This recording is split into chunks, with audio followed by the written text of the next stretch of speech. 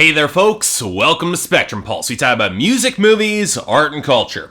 And today, we're going to be talking about the newest album from Nightwish, titled Endless Forms, Most Beautiful. Back when I reviewed Blind Guardian's most recent and pretty damn awesome album, Beyond the Red Mirror, I made the comment that it was one of two bands that really got me into metal. And without those bands, I probably would never have become a music critic like I am today. The second band was always more symphonic, more gothic, and a fair bit more complicated to talk about. Yep, it's time we talk about a band which I've been a fan of for probably over a decade now. The first metal band that I ever saw live. A band that has been around for a lot less time than Blind Guardian, but is substantially more difficult to talk about. Yep, folks, it's time we talk about the Finnish symphonic metal titan Nightwish. A band that began in campfire conversations in the mid-90s and spiraled away into becoming one of the most successful acts and most influential acts of the genre. And for the purposes of this conversation, I'm going to divide their output into three distinct categories, categorized by their female lead singer: the Tarja era, the Annette era,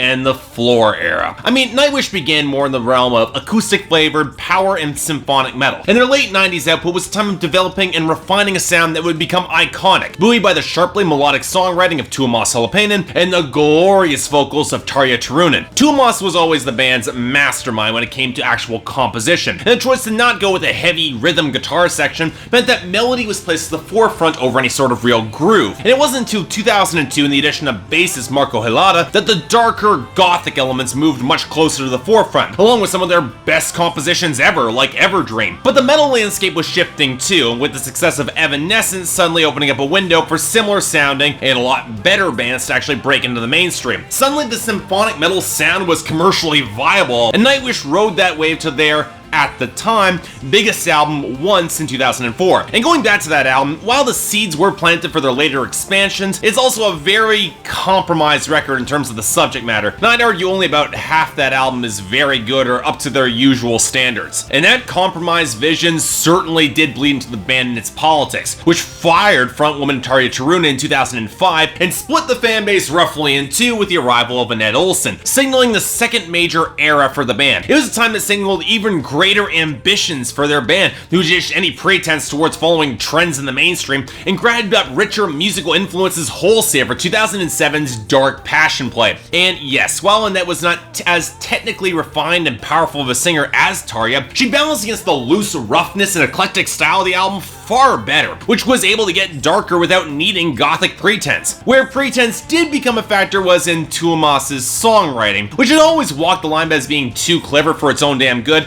and yet bitingly straightforward. And while the more symphonic element became more and more prominent, first with the inclusion of Troy Donockley on the pipes, and the second with the heavier usage of real backing orchestras inspired by Tuomas's love of film scores, it almost seems logical that their 2011 album, Imaginarum, will be paired with a movie and feel even larger and heavier than the last. And it was. And while I could argue the album was even more self-referential than usual in terms of its themes and lyrics, it features some of Nightwish's best ever melodic compositions, and overall was a fantastic release. If I'm being honest, probably their best. But the problems, they weren't over, and midway through that tour supporting that album, Annette was fired and replaced with Floor Jansen from After Forever. Now there's a lot of unfortunate ugliness to that conversation, and nobody looks good, especially Tuomas, and it led to Floor Jansen joining the band full-time along with Troy Donockley for their next album. Unfortunately, drummer Jukka Nevalainen had to take a brief hiatus, and his drums were instead recorded on this album by Kai Hato of the melodic death metal act Swallow the Sun and Winter Sun. Also in that intervening time, which I think is important, both Marko Helata and Troy Donockley participated on the progressive metal album The Theory of Everything from Arion, easily one of the best albums from 2013, and I started to wonder if any real progressive influences would start to be creeping towards Nightwish, especially with Marko on as a secondary writer. And then I heard that Nightwish was going to be discussing themes surrounding evolution on this album, even bringing in Richard Dawkins for quotes. Keep in mind that the majority of Nightwish's material seems to fit in its own little universe, and the last time they came remotely close to getting political whatsoever was probably the Kinslayer back on Wishmaster in 2000. To put things in context, Epica almost spent a decade trying to refine their political messages before getting it to work consistently. I had no doubts that Tuomas was a very good songwriter, but he's playing in a very different ballpark than his usual material here. I had reason to be concerned. In other words, Look, even as a fan, I had no damn clue what to expect from this album, especially with Nightwish aiming for an even heavier sound, stabbing outwards with new subject matter, and with a good half of the band changed. I had no idea what to expect, especially considering I wasn't really in love with Tuomas's solo album that he dropped in 2014, written around the same time as this album. But look, I'm still a hardline Nightwish fan, and at the very least we'd get an entertaining record. Nightwish was still that solid. So, what did we get with Endless Form's Most Beautiful? Honestly, we got an album that reflects not a lack of direction for Nightwish, but I'd argue a lack of fully realized potential. It's not a bad album by any stretch. Nightwish has certainly made worse records, and if we're avoiding comparisons to the majority of their discography, Endless Form's Most Beautiful, it's a fine enough release that'll easily satisfy a lot of fans, especially those looking for more heavier instrumentation, more metal instrumentation, to come in after the more symphonic touches of their previous albums. But for me, if I'm being honest, I'm underwhelmed by this. The stakes are not as high, the drama's not as strong, and the execution, really not as good as it should have been. In other words, it's a good album, but not quite a great one. But let me start, before I get ripped to shreds by the fans here, that if you're looking for the primary core of Nightwish's sound in terms of their composition, you're gonna get it. Strongly melodic composition against thicker riffs, some of the stickiest choruses ever in metal, and a full symphonic backdrop that adds titanic swell and real power behind it. Some have said that the hooks take a little bit longer to fully click on this album, but that's mostly because there's a much stronger band-focused progressive element on display, as I expected. The drum progressions are a lot more complex. There's a fair few more guitar and keyboard solos, which I did like. There are plenty of electric to acoustic transitions that are very well executed, and the overall sonic blend is extremely well executed in cultivating real atmosphere, even if I do feel it's not as wild or untamed as a record as, say, Dark Passion Play. There's two main changes here that need to be noted though, and neither work as well as they really should. The first being the introduction of Troy Donockley as a full band member. Now, don't misinterpret this. I love the presence of his pipes whenever they show up on this album. They had a ton of melodic texture and a folk sound to Nightwish's symphonic metal that's decidedly unique, defiantly Nightwish. In fact, I'd argue he's underutilized here. Interviews suggested that there wouldn't be pipes on every single song, but in this case, I'd argue that's a net negative. There should be, because in terms of instrumental breadth and ideas in this record, there's nowhere near the same experimentation as there was on the last two Nightwish albums. Now, sure, not all those experiments work, but considering this is a record exploring the vast forms in which life has spread across this planet, you'd think the instrumentation would have more variety, at least more of a wild edge. Instead, we get heaviness, which leads to the much bigger problem that I have with the instrumentation. A shift in focus towards groove over melody. One of the things I've loved about Nightwish's work is that Tuomas has always worked to have the melodies drive the songs, using the heaviness of the guitars and the bass to augment that. Here, there are songs where that balance is inverted, and this can work if the grooves have enough propulsive energy, the right vocal balance, or enough supporting melody to really drive the momentum. And if I'm being painfully honest,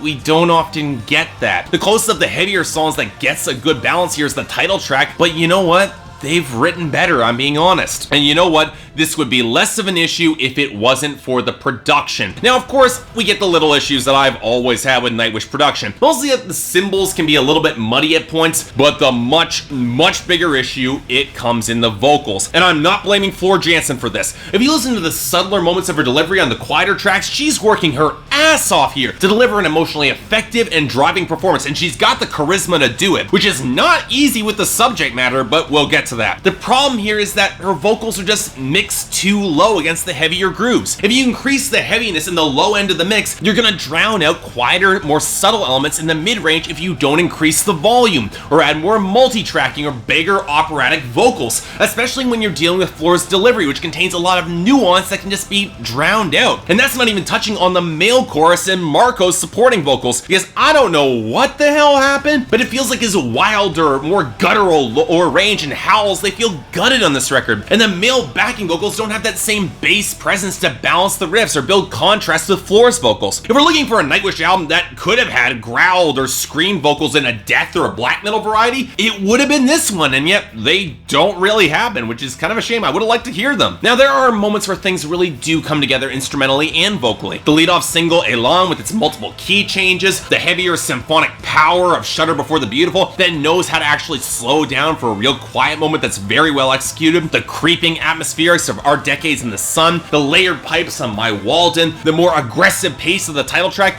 and the strong guitar-driven melody that I really liked, or the very Century Child-inspired Edema.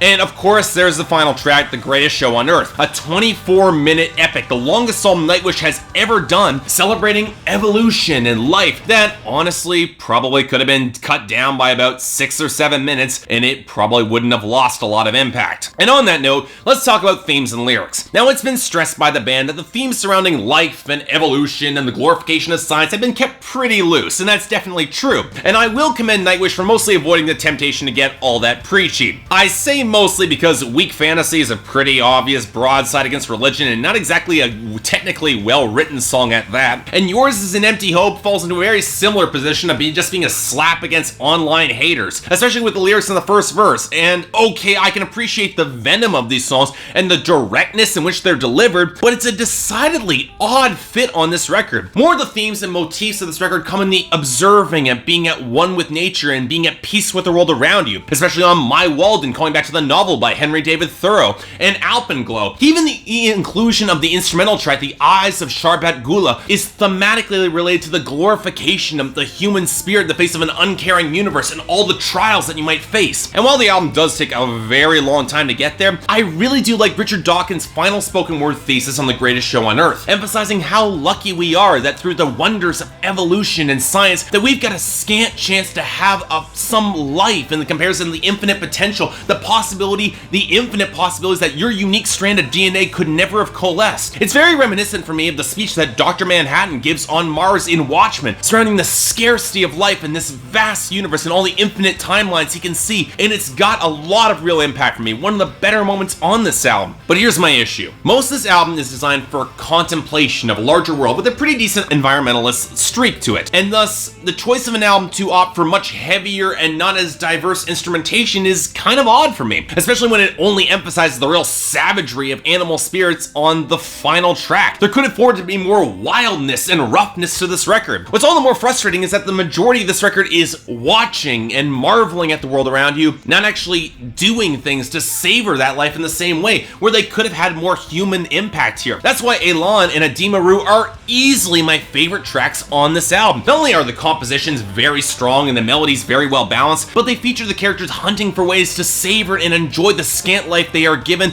in whatever small ways they can. The problem with more philosophical albums in this vein is that if you can't create the vistas of jaw-dropping wonder or the emotional human element to draw people in, or a strong populist common cause, you're left with material that can be very intellectually engaging but can be kind of distant to really take in. And you know what, maybe that's the big reason why this record just isn't resonating with me in the same way on a conceptual level. I like what it's doing, I can appreciate what it's doing, but it just doesn't really grip me.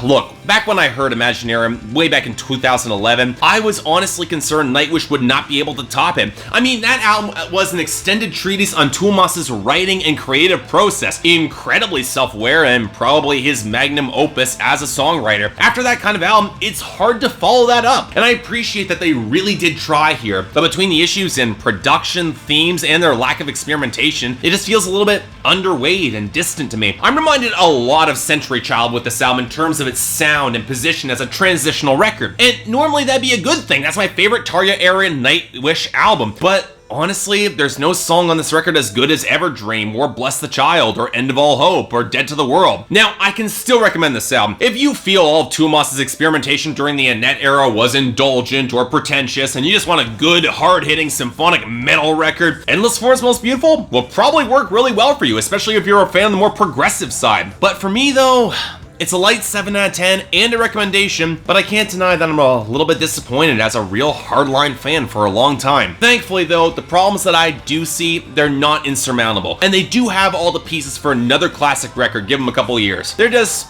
not quite there yet, but they'll get there. I trust them. So yeah, thanks a lot for watching. If you'd like to like and subscribe, I'd be more than grateful. What did you guys think of this record? Please keep it civil in the comments. Keep in mind guys, I'm a fan of this band. This record just didn't click with me in the same way Dark Passion Play or Imaginarium or Century Child did. Just keep that in mind.